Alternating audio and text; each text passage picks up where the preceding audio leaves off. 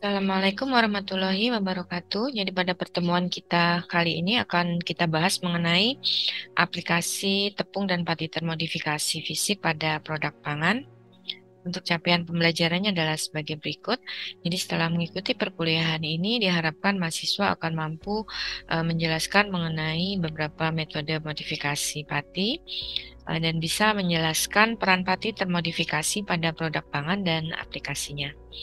Sebagai sumber acuan, antara lain adalah Starch Use and Food Starch, kemudian Starch in Food, Structure, Function, and Application, kemudian modifikasi pati dari umbi-umbian lokal serta aplikasinya untuk produk pangan, dan juga rangkuman dari berbagai jurnal. Kita ingat kembali mengenai pati termodifikasi. Nah, mengapa dilakukan modifikasi pati? Tujuannya adalah untuk mengatasi kelemahan pati alami.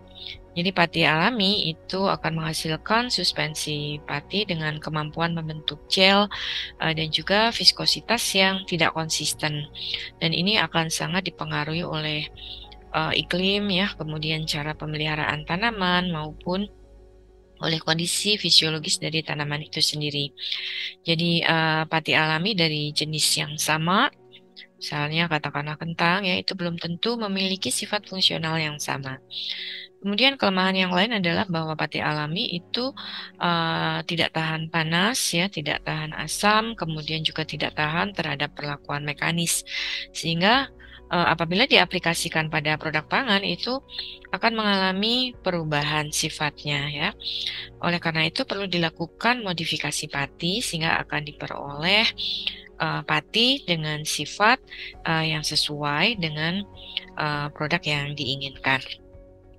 Kita lihat pada diagram ini mengenai modifikasi pati ya, itu ada beberapa macam. Jadi ada modifikasi secara kimia, kemudian modifikasi secara fisik, dan modifikasi secara enzimatis. Pada modifikasi kimia itu ada beberapa macam, antara lain adalah konversi, kemudian cross-linking ya, dan substitusi. Kemudian untuk modifikasi fisik itu antara lain ada pre-gelatinisasi, kemudian ada heat treatment, radio treatment, maupun anneal starch. Kita bahas yang pertama adalah mengenai aplikasi pati dengan modifikasi fisik. Yang pertama itu adalah pre-gelatinisasi. Kita lihat pada diagram alir berikut. Jadi untuk memperoleh pati pre-gelatinisasi antara lain bisa dilakukan dengan cara seperti pada diagram alir berikut ya. Jadi kita buat pasta pati 42% ya. Jadi dengan menambahkan air ya. Kemudian dipanaskan pada suhu 62 hingga 72 derajat Celcius dan diaduk sampai kental. Selanjutnya dilakukan pendinginan dan dikeringkan dalam oven pada suhu 60 derajat Celcius selama 24 jam. Setelah itu kemudian kita blender dan kita ayak 100 ml. Sehingga kita akan memperoleh tepung pati hasil modifikasi pregelatinisasi. Nah, tujuan utama untuk modifikasi fisik ini adalah menghasilkan pati yang dapat terdispersi dalam air dingin ya, bisa larut dengan mudah di dalam air dan juga bersifat instan. Sehingga aplikasi untuk pati pregelatinisasi ini umumnya adalah pada makanan instan ya, jadi misalnya untuk formulasi makanan bayi, puding maupun sup instan. Di samping itu juga pada produk mie maupun roti. Nah, untuk metode secara fisik itu banyak disukai ya karena dianggap lebih aman ya, karena tidak menggunakan reagen kimia sehingga tidak ada residu kimia. Kemudian juga tidak mencemari lingkungan dan sifatnya sederhana ya. Nah, untuk pregelatinisasi ini untuk mengeringkan itu juga ternyata bermacam-macam ya. Ini berdasarkan penelitian oleh Ma et al. Itu dia melakukan pregelatinisasi, sedangkan untuk cara pengeringannya adalah menggunakan spray dryer, drum dryer, dan ekstrusi. Nah, kita lihat di sini untuk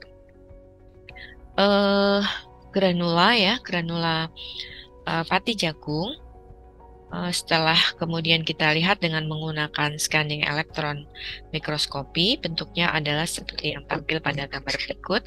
Ya, jadi pada gambar A itu adalah untuk native cornstarch-nya ya, kemudian yang B itu pati jagung yang kemudian dilakukan pregelatinisasi pada suhu 64 derajat Celcius, yang C itu 66 derajat Celcius, D ini 68, E 70 derajat Celcius, dan yang F itu 72 derajat Celcius.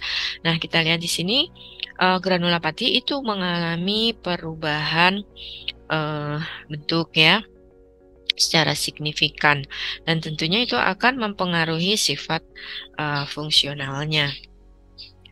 Nah, kita lihat yang pertama adalah aplikasi pada mie.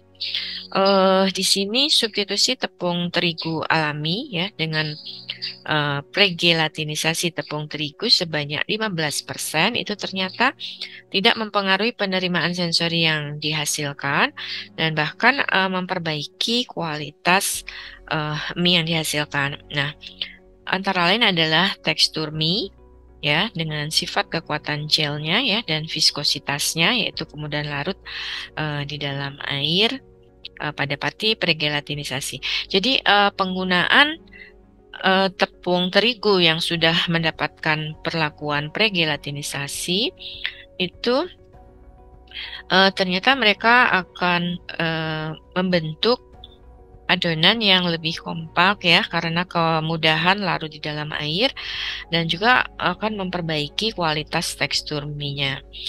Kemudian kelebihan yang lain itu adalah menurunkan cooking loss. Cooking loss itu adalah kehilangan partikel mie ya yang larut pada air perebus. Nah, untuk mie yang baik kualitasnya itu memiliki cooking loss yang rendah ya, dan penggunaan pati yang sudah mengalami pregelatinisasi ini ternyata cooking loss-nya itu menjadi turun. Kemudian dalam penelitian ini untuk teknik pengeringan dari pati pregelatinisasi yang terbaik itu adalah dengan menggunakan drum dryer. Kemudian berikutnya adalah aplikasi pada roti. Jadi pati pragelatinisasi ini memiliki kapasitas retensi air yang lebih tinggi sehingga dia bisa meningkatkan kadar air pada roti, sehingga akan menghasilkan roti yang lebih lembut ya. Jadi dia bisa menurunkan hardness atau tingkat kekerasannya dan juga akan meningkatkan kohesi breadcrumb ya. Jadi roti yang dihasilkan itu lebih kompak.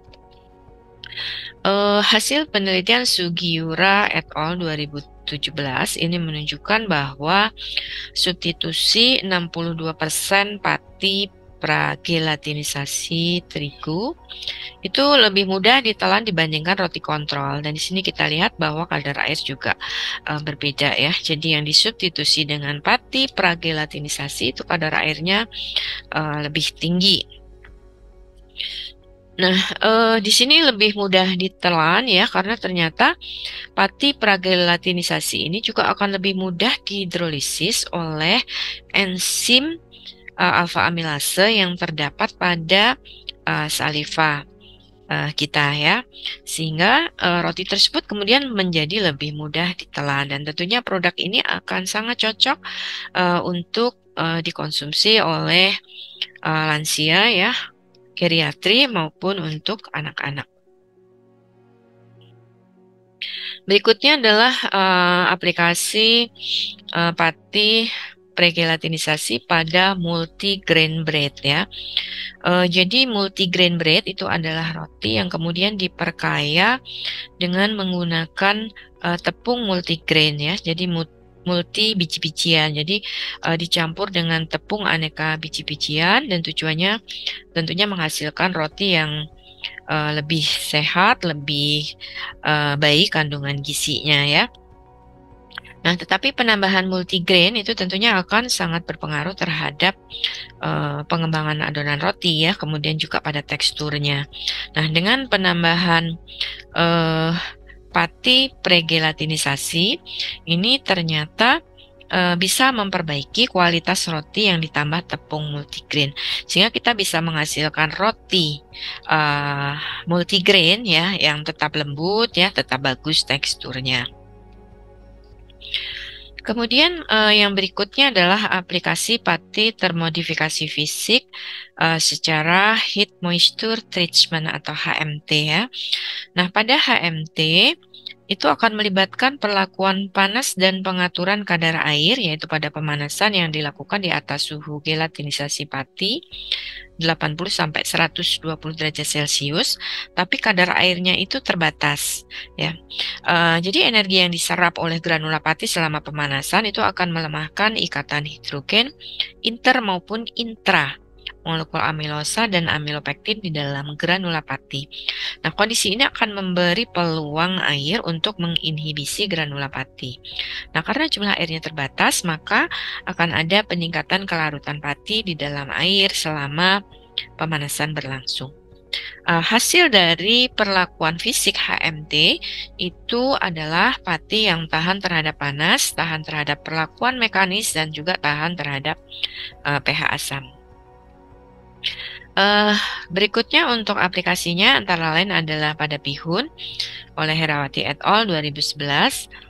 Sebagai bahan bakunya adalah pati sagu ya, yang dimodifikasi dengan HMT. Nah, ternyata perlakuan modifikasi pati dengan HMT itu bisa mengubah profil gelatinisasi dari pati sagu tersebut.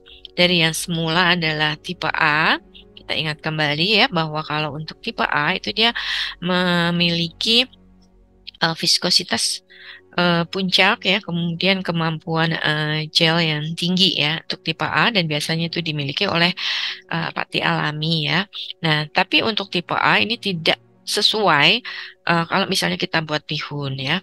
Yang diinginkan adalah pati yang kemudian tingkat pengembangannya terbatas dan juga tidak mengalami perubahan viskositas ataupun penurunan viskositas, atau dia memiliki profil gelatinisasi tipe C. Dari hasil penelitian ini diperoleh yang terbaik itu adalah pati sagu diatur kadar airnya pada 26-20 derajat Celcius, dipanaskan pada suhu 110 derajat Celcius selama 4 jam pada kondisi dicuci terlebih dahulu. Dan di sini dihasilkan bihun dengan substitusi 50% pati sagu termodifikasi itu memiliki karakteristik yang terbaik ya, yaitu menurunkan lama pemasakan, jadi bisa dimasak dalam waktu yang lebih cepat, kemudian memperbaiki kekerasan, elastisitas, kelengketan, dan juga penerimaan sensorinya. Berikutnya pada saus tomat. Jadi kalau pada saus tomat itu aplikasinya adalah sebagai pengental ya. Jadi ini penelitian dari Subroto et al. 2020. Dia menggunakan pati kentang yang kemudian dimodifikasi HMT. Nah, di sini ternyata saus yang dihasilkan itu memiliki pasting point yang lebih tinggi dibanding dengan native starch-nya. Kemudian mereka memiliki kestabilan terhadap panas yang baik, memiliki viskositas yang lebih baik setelah pemanasan. Jadi kalau misalnya kita gunakan yang native itu biasanya akan mengalami perubahan viskositas. Jadi yang semula mungkin kental setelah pemanasan, kemudian dia akan berubah menjadi encer, dan tentunya itu tidak diinginkan untuk produk saus tomat. Perlakuan yang terbaik itu adalah pada konsentrasi 1,5%. Ya, karena saus tomat ini merupakan produk yang sifatnya adalah asam, jadi ini menunjukkan bahwa untuk pati termodifikasi HMT itu bersifat lebih tahan asam dan juga tahan panas ya. Berikutnya adalah aplikasi pati termodifikasi fisik autoclaving cooling. Ya, jadi untuk metode ini prinsipnya adalah mensuspensikan pati dalam air lalu memanaskannya pada suhu tinggi menggunakan autoclave untuk meningkatkan proses gelatinisasi pati, kemudian mendinginkannya sehingga menghasilkan pati rantai pendek yang terretrogradasi. Sugiarto dan kawan-kawan 2015. Nah, proses autoclaving cooling secara berulang itu bisa menyebabkan semakin banyaknya pembentukan pati terretrogradasi sehingga akan menurunkan daya cerna pati dan meningkatkan kadar pati resisten. Ini adalah aplikasi pati termodifikasi autoclaving cooling ya. Kukis kimpul dengan tepung termodifikasi autoclaving. Di sini menunjukkan bahwa penggunaan pati termodifikasi autoclaving cooling ya itu mengalami kenaikan pati resisten dan yang dihasilkan itu dia memiliki daya patah yang baik. Kemudian untuk kadar amilosanya yang non-modifikasi itu 29,85%, sedangkan yang termodifikasi itu meningkat menjadi 30,20%. Jadi dari sini kita bisa melihat bahwa modifikasi secara autoclaving cooling itu bisa meningkatkan kadar amilosa dan menurunkan kadar amilopektin. Hal ini terjadi karena perlakuan pemanasan itu akan mampu memutuskan ikatan cabang alfa 1,6 pada glukosida ya sehingga akan memutus rantai percabangan amilopektin menghasilkan polimer dengan rantai lurus yang merupakan molekul amilosa. Jadi untuk autoclaving cooling ini bisa menghasilkan pati resisten yang lebih tinggi. Kita tahu bahwa untuk pati resisten itu merupakan jenis pati yang bermanfaat untuk sifat fungsional pangan ya.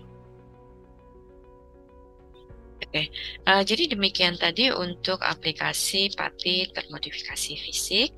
Sekian, terima kasih. Wassalamualaikum warahmatullahi wabarakatuh.